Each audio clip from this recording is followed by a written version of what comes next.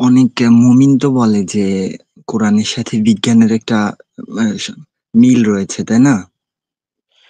তার আগে একটু আমাদেরকে বলেন যে বিজ্ঞান জিনিসটা কি সেটা আমাদেরকে একটু বলেন। বিজ্ঞান জিনিসটা বলতে এই বর্তমানে আধুনিকতায় যা যা হচ্ছে আর কি। আধুনিকতাতে যা হচ্ছে সেটাকে তো বিজ্ঞান বলে না। আধুনিক যে পৃথিবীতে যা হচ্ছে সেগুলো আমরা কিছু প্রযুক্তির ব্যবহার দেখতে পাই। সেটা তো বিজ্ঞান না ভাই। বিজ্ঞান হচ্ছে একটা পদ্ধতি। সেই পদ্ধতিটা এইটাকে বলা হয় বৈজ্ঞানিক পদ্ধতি, সায়েন্টিফিক মেথড। এটা ব্যবহার করে আমরা সত্য জানার চেষ্টা করি। কোন জিনিসটা হ্যাঁ, সত্য, কোন জিনিসটা মিথ্যা। সেই জিনিসটা জানার চেষ্টা করি। এটাকে বলা হয় বৈজ্ঞানিক পদ্ধতি। নাকি ভাই? হ্যাঁ, হ্যাঁ, ঠিক আছে। তো মানে এই এখন বৈজ্ঞানিক পদ্ধতিটা কি? এই বৈজ্ঞানিক পদ্ধতিটা কি কোরআনের কোথাও বৈজ্ঞানিক প ইনফ আগে একটু জেনে নেই যে বৈজ্ঞানিক পদ্ধতি জিনিসটা কি? সেটা কি আপনি জানেন কিনা? বৈজ্ঞানিক পদ্ধতি কিভাবে কাজ করে? একটা যে ফ্লো চার্ট আছে বৈজ্ঞানিক পদ্ধতির, যে ১ম এ ইনফরমেশন কালেক্ট করতে হয়, তারপরে অ্যাসাম্পশন করতে হয়, তারপরে সেটাকে টেস্ট করতে হয়, এক্সপেরিমেন্টাল ডেটা থেকে আবার করতে হয়। এই চিত্রটা আপনি দেখছেন কিনা কখনো? হয়তোবা খুব বেশি এক্সপিরিয়েন্স না, বাট কিছুটা হয়তো ধারণা আছে। বাট আচ্ছা আমি তাহলে কথা টে টে আমি আচ্ছা, আমি একটু দেখাচ্ছি। আ যে বৈজ্ঞানিক পদ্ধতি যেটা জিনিস, সেই জিনিসটা একটু দেখানোর দরকার আছে। কারণ এটা একটা ইম্পোর্টেন্ট জিনিস। এই ঠিক আছে। জিনিসটা আ আমরা একটু স্ক্রিনে দেখি, দেখে তারপরে আমরা আলোচনা করি এটা নিয়ে। হ্যাঁ, বের হয়ে গেছে। আপনাকে একটু দেখাচ্ছি। এইটা হচ্ছে বৈজ্ঞানিক পদ্ধতি। আ এইটাই মোটামুটি ব মানে আধুনিক সময়ে যে বিজ্ঞান বলতে আমরা যেটা বুঝি, সেটা হচ্ছে আসলে এই বৈজ্ঞানিক পদ্ধতিটা। আ ১ম এ হচ্ছে এটা একদম সিম্পলিফাইড। এটাতে ১ম এ হচ্ছে observation, question, hypothesis, prediction, experiment, result, reject hypothesis, এরপরে হচ্ছে থিওরি। এইটা হচ্ছে বর্তমান সময়ে মোটামুটি সিম্পলিফাইড আ সায়েন্টিফিক মেথড এর একটা মানে এক্সাম্পল। এটা কি দেখা যাচ্ছে ভাই? হ্যাঁ, রাফি হ্যাঁ, ভাই? দেখা যাচ্ছে, দেখা তো যাচ্ছে। এই যে বৈজ্ঞানিক মেথডটা হচ্ছে এটা যে ১ম এ observation, question, hypothesis, prediction, experiment, result, reject hypothesis অথবা থিওরি। এই পদ্ধতিটা কোরআনের কোথাও ব্যবহৃত হইছে? এটা কি আপনি কোন মুমিনের বাচ্চা মুমিন, কোন ইসলামপন্থী কেউ, এমনকি আল্লাহ পাক, নবী, এরা কেউ কি এই পদ্ধতিটা কোরআনের ভেতরে কোথাও ব্যবহৃত হইছে? সেটা দেখাইতে পারবে? না, দেখেন ওই সেরকমটা তো পারবে না, বাট কথা হচ্ছে যে অনেকে বলতে চাচ্ছে যে ভ্রূণ গঠনের ধাপ যেটা সূরা মেবি মুমিনুনের ১২ না, না, থেকে না, ১৪ ওই যে নম্বর। ওই ভ্রূণ গঠন বা বিগ ব্যাং কোরআনে আছে নাকি নাই? সেগুলা তো হুম, সেগুলা তো হচ্ছে একটা বক্তব্য। সেটা তো বিজ্ঞান না। মনে করেন সূর্য পূর্ব দিকে ওঠে। হুম, আ এটা কি কোন বিজ্ঞান ভাই? না, না, না, আমি ঘুমাইলে চোখে দেখি না, খাইলে ক্ষুধা লাগে না। এটা কি বিজ্ঞান? না, না। তাইলে বিজ্ঞানটা কি? আমি খাইলে ক্ষুধা লাগে না, ঘুমাইলে চোখে দেখি না। এটার ভিতরে এইটাকে যদি আমি বৈজ্ঞানিকভাবে ব্যাখ্যা করতে চাই তাহলে আমাকে কি বলতে হবে বলেন? পুরো বিষয়টাকে একদম ক্লারিফাই করা লাগবে। হ্যাঁ, বিজ্ঞান হবে তখন যখন আমি এটা কেন ঘটতেছে, এই ঘটনাটা হ্যাঁ, প্রাকৃতিক একটা ঘটনা, সেই ঘটনাটা কেন ঘটতেছে সেটার কারণ যখন আমি ব্যাখ্যা করব, আবারও বলছি প্রাকৃতিক একটা ঘটনা কেন ঘটে, কিভাবে ঘটে, কি কারণে ঘটে, সেইটার কারণটা যখন আমরা ব্যাখ্যা করি তখন সেটাকে আমরা বিজ্ঞান বলি। সেই বিজ্ঞানটা হচ্ছে সেই বিশেষ জ্ঞানটা, যেই জ্ঞানটা কোনো একটা প্রাকৃতিক ঘটনার কারণটাকে আমাদের কাছে সুস্পষ্টভাবে ব্যাখ্যা করে। সেটাকে বিজ্ঞান বলা হয়। কিন্তু কোরআনে তো কোনো প্রাকৃতিক ঘটনার কোনো ব্যাখ্যা দেয়া হয় নাই। ব্যাখ্যা যেগুলা দেয়া আছে সেগুলাতে বলা আছে যে, "এটা আল্লাহ চাইছে এইজন্য হইছে, এইটা আল্লাহ করছে। আল্লাহ পাখিরে আসমানে ভাসায় রাখে, আল্লাহ নৌকারে নদ পা পা পুষ্করিণীতে নদীতে ভাসায় রাখে। আল্লাহ চাইছে দেখেই আসমানটাও তোমাদের ঘাড়ের উপরে ভাইঙ্গা পড়তেছে না। আল্লাহ এটারে আটকায় রাখছে, আটকায় থুইছে।" এই রকমের কিছু উদ্ভট কথাবার্তা আছে কিন্তু এগুলা তো কোনটাই এই প্রাকৃতিক ঘটনাগুলার কোনো যথার্থ কারণ না। হুম, হুম, যেমন একদম। যেমন কোরআনে বলা আছে যে পাখিরা যে তোমরা কি ভেবে দেখো না ওই যে পাখিরা কেমনে উড়তাছে? হুম, আল্লাহই তো হুম, হুম। তাদেরকে ভাসায় রাখছে। এই যে পাখিরা যে আকাশে ভাসতেছে বা আকাশে যে উড়তেছে, নিচে যে পড়ে যাচ্ছে না। এই প্রাকৃতিক ঘটনাটার ব্যাখ্যাটা তো আমরা এই কোরআনের এই আয়াতটা থেকে বুঝতে পারতেছি না। কারণ এখানে বলা আছে আল্লাহই তাদেরকে আসমানে উড়াইতেছে। হ্যাঁ? এটা তো ব্যাখ্যা না আসলে। এটা তো যে কেউ যেকোনো এই ধরনের একটা দাবি করতে হুম, পারে। হুম, এটা হুম। তো একটা দাবি। এটা তো কোনো ব্যাখ্যা না। তাই না? হ্যাঁ, হ্যাঁ, একদম। তো কোরআনের ভিতরে বিজ্ঞান আছে এই কথাটা তো একটা ভুল কথা। কারণ কোরআনের ভিতরে তো বিজ্ঞান থাকা সম্ভব না। কারণ কোরআনের ভিতরে কোনো ধরনের কোনো ব্যাখ্যা বিশ্লেষণ নাই। কোনো প্রাকৃতিক ঘটনার কোনো ব্যাখ্যা নাই। যেই ব্যাখ্যাগুলা আছে বা যেই কারণগুলা এখানে সেই কোরআনের ভিতরে বলা হইছে, সেগুলা তো একেকটা দাবি, সেগুলা তো কোনো ব্যাখ্যা না। যেমন এই যে একটা উদাহরণ দেখাইলাম যে, আবার ধরেন যে, "তোমরা কি ভেবে দেখো না নৌকাগুলা কেমনে সমুদ্রে ভাসতাছে? আল্লাহই তো হুম, তাকে ভাসিয়ে রাখছে।" এই রকমের একটা কথা আল্লাহ পাকে কইল। তাইলে তো সেটা হইল গিয়ে একটা উদ্ভট কথা হইল যে, উদ্ভট একটা দাবি হইল। এই দাবিটা যে কেউ করতে পারে। হিন্দুরা কইতে পারে এটা মা কালী করতেছে। আ মানে খ্রিস্টানরা কইতে পারে এটা যীশু খ্রিস্ট করতেছে। এটা যে কেউ করতে পারে। এই দাবিগুলা তো ওই ঘটনাটাকে আমাদেরকে ব্যাখ্যা করতেছে না যে একটা নৌকা কেন আ মানে একটা লোহার খন্ড যদি আমি পানিতে রাখি তাহলে সেটা ডুবে যাবে।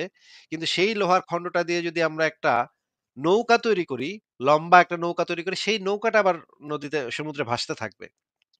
হুম, এইটা তো এটা কেন ঘটে? এটাকে যখন আমি ব্যাখ্যা করব তখন আমাদের বলতে হবে যে নদীর মানে সমুদ্রের পানি উপর দিকে যে প্রেশারটা দেয়, সেই প্রেশারটা তখন ডিস্ট্রিবিউট হয়ে যায়। যদি আমরা একটা লোহার খন্ড রাখি, তাহলে অল্প জায়গাতে আ উপর থেকে একটা প্রেশার থাকে, নিচে থেকে একটা প্রেশার থাকে। উপরের প্রেশারটা বেশি হয়। এই কারণে এটা নিচের দিকে মানে পানির ভিতরে ডুবে যাবে।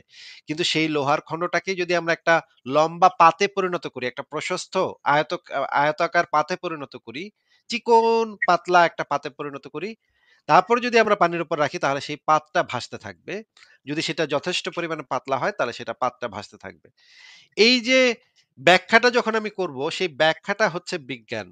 কিন্তু কোন প্রাকৃতিক ঘটনার বিবরণ কোন ধর্মগ্রন্থে থাকা তো সেটার আ সেটাকে তো বিজ্ঞান বলে না ভাই। সেটা তো বিজ্ঞান না। বলেন এবার। আচ্ছা, ভ্রূণ গঠনের ধাপ সম্পর্কে বিজ্ঞান কি বলে ভাইয়া যদি একটু জানাতেন? ভ্রূণ গঠন সম্পর্কে কোরআনে এবং হাদিসে যেই কথাগুলা বলা আছে সেই কথাগুলা মুহাম্মদের জন্মের ৬০০ বছর আগে একজন আ একজন গ্রিক দার্শনিক মনে হয়। গ্রিক দার্শনিক ছিলেন। গ্রিক মানে তিনি হ্যাঁ, ছিলেন একজন চিকিৎসক। হ্যাঁ, হ্যাঁ, তিনি হ্যাঁ। তার ৬০০-৭০০ বছর আগে তার থেকে অনেক বেটার কথা বলে গেছে। সংশয়.com এ এটা নিয়ে বিরাট লেখা আছে। বিস্তারিতভাবে লেখা আছে। এই বিষয়ে অ্যারিস্টটল কি বলছে, এই বিষয়ে গ্যালেন কি বলছে, এই বিষয়ে ভারতীয় আ ধর্মগ্রন্থগুলাতে কি, কি বলা আছে, এই বিষয়ে বাইবেলে কি বলা আছে, এই বিষয়ে প্রাচীন তালমুদে কি বলা আছে, এই বিষয়ে হচ্ছে চীনারা কি বিশ্বাস করত। এই যে ৪ টা স্টেপ, যে কতগুলা স্টেপ দেখেন, একটা আ প্রাচীনকাল থেকেই তো মানুষের পেটে বাচ্চা হইছে এবং বাচ্চা হওয়ার বিভিন্ন সময়ে সেই বাচ্চাগুলা পেটের থেকে পড়েও গেছে। অনেক সময় মিসক্যারেজ হয়, তাই না? মিসক্যারেজ হলে সেই জিনিসগুলা মেয়েদের ইসের থেকে পড়ে যায়। সেগুলা তো অবজার্ভ করলেই মানুষ দেখতে পায় যে কোন স্টেজে কিরকম থাকে। বা বা মানে পেটের ভেতরে বাচ্চাগুলা কত মাস বয়স হইলে কি রকম স্টেজে থাকে, থকথকা পদার্থের মতো থাকে কিছু সময়। কিছু সময় থাকে একদম আ একটু গঠন হইছে কিন্তু তা পুরোপুরি গঠন হয় নাই। এই এই যে মিসক্যারেজ এই জিনিসগুলা তো প্রাচীনকাল থেকেই মানুষের ঘটতেছে নাকি ভাই? জি, জি। এই জিনিসগুলা তো প্রাচীনকাল থেকেই মানুষ বিশেষ করে যাদেরকে ধাত্রী বলে, যারা হুম, হুম, হচ্ছে দাই বলে বা ধাত্রী বলে অনেক দেশে। সেই বা এই হুম। এই দেশে বলা হচ্ছে গিয়ে মিডওয়াইফ অ্যা আচ্ছা। বা হেবামা।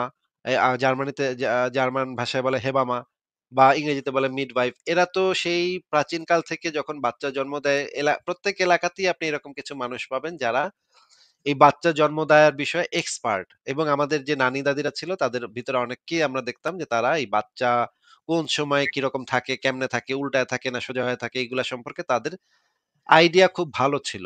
কারণ তাদের অভিজ্ঞতা আছে, এই বিষয়ে তাদের অভিজ্ঞতা আছে। এখন এইগুলা তো জেনারেল অবজারভেশন এর মাধ্যমেই মানুষ জানতে পারে যে আ কোন স্টেজে কিরকম থাকে, কয় মাস পরে সেটার গঠনটা কিরকম হয়। কিন্তু মোহাম্মদ যেই কথাগুলা বলে গেছে সেগুলো তো সম্পূর্ণ ভুল কথা বলে গেছে। সেগুলা তো সেগুলা নিয়ে আমরা আ অনেকবার আলোচনা করেছি। আপনি যদি সেই বিষয়ে আলোচনা করতে চান, তাহলে যেই মুমিন আপনাকে এই ভ্রূণ গঠনের কথাটা বলেছে, সেই মুমিনকে হুম। আপনি একটু নিয়ে আসেন আমাদের সাথে। আমরা একটু তার সাথেই সরাসরি কথা বলি। আপনার সাথে কথা বলে ভায়া হয়ে কথা বলাটা আমাদের জন্য একটু মুশকিল, হ্যাঁ? কারণ আমরা যুক্তি দিব তারও তো একটা যুক্তি থাকবে, তাই না? আপনি আচ্ছা। সেই হুম। মুমিনকে একটু আমাদের এখানে নিয়ে আসেন। আমরা তার সাথে সরাসরি কথা বলি। যেই মুমিন আপনাকে এই কোরআনে যে মিরাকল এটা বলেছে যে ভ্রূণ গঠনের ব্যাপারে যে মিরাকুলাস ব্যাপার কোরআনের ভেতরে আছে, সেটা সেই মুমিনই এসে আমাদেরকে বলুক। আমাদের পক্ষ থেকে আমরা একজন ডাক্তারকে রাখবো, যিনি এই বিষয়ের উপরে অভিজ্ঞ। তিনিও আমাদের সাথে থাকবেন। অমিত ভাই আমাদের। অমিত ভাইকে আমি ডেকে নিয়ে আসবো এবং অমিত ভাইও থাকবে এবং সেই মুমিনও আ দরকার হলে সেই মুমিন তার পরিচিত ২-১ জন ডাক্তার বা ২-১ জন আলেম তাদেরকেও নিয়ে আসতে পারে। কোন সমস্যা নেই। আপনি একটু তাদেরকে আমার লাইভে নিয়ে আসেন। তারা একটু প্রমাণ করে যাক যে কোরআনের ভিতরে কি মিরাকেল আছে আমরা একটু দেখি। আচ্ছা ভাইয়া, আপনি তো ডক্টর কিথ মুরের নাম উনার সম্পর্কে মেবি জানেন না, তাই না? ডক্টর কিথ মুর বা বিথ মুর বা সিথ মুর যে যাই বলুক না কেন, আপনি তাকে একটু নিয়ে আসেন, সেই মুমিনকে একটু নিয়ে আসেন। কোন একজন কিথ মুর বা মিথ মুর বা সিথ মুর কেউ একজন কিছু একটা বললে সেই জিনিসটা সত্য হয়ে যায় না। সেটা সত্য আমি হয় বলছি না, সত্যি হয়ে যায়। সত্য হয় সে যেই যুক্তি প্রমাণগুলা দিয়েছে সেগুলা যদি ভ্যালিড হয় তাহলে তো কিতমুরই তো মুসলমান হয়ে যেত। সবচেয়ে শুরুর কথা হচ্ছে যে কিতমুরের কথা বলছেন সেই বেটাই তো নিজেই মুসলমান হয় নাই কখনো। তো তুই হ্যাঁ, যদি এত জানি। এত এত ভালো বুঝোস তাহলে তুই মুসলমান হইলি না কেন? তুই যদি কোরআনের এত সত্যতা যাই না থাকোস, তুই নিজে বেটা মানে কাফের রয়ে গেলি কেন সারা জীবন? তো সেইটা ভিন্ন বিষয়। আপনি যদি কিতমুরও এখানে আসতে চায় আমাদের সাথে বা কিতমুর তো মনে হয় এখন আর বাইচা নাই, মারা গেছে। জি, কিতমুর মারা বা গেছে।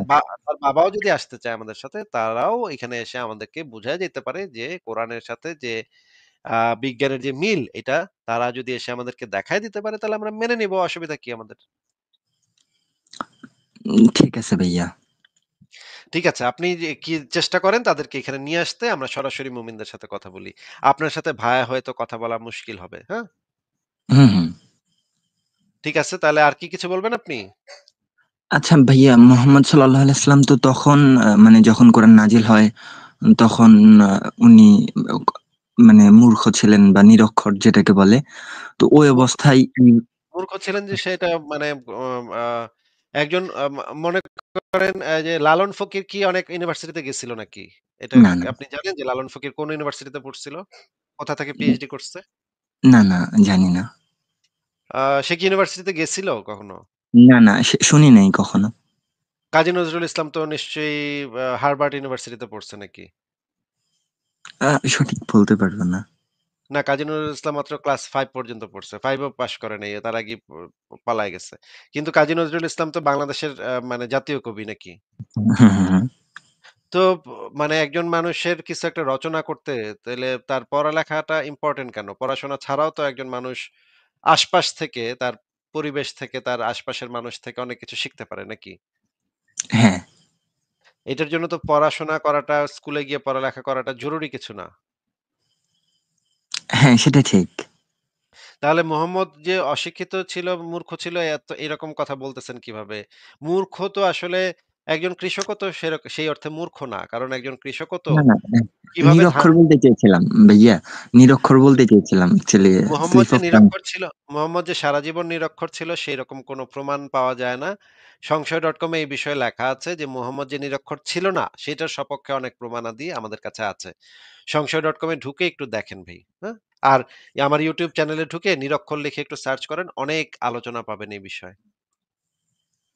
আচ্ছা ঠিক আছে ভাইয়া।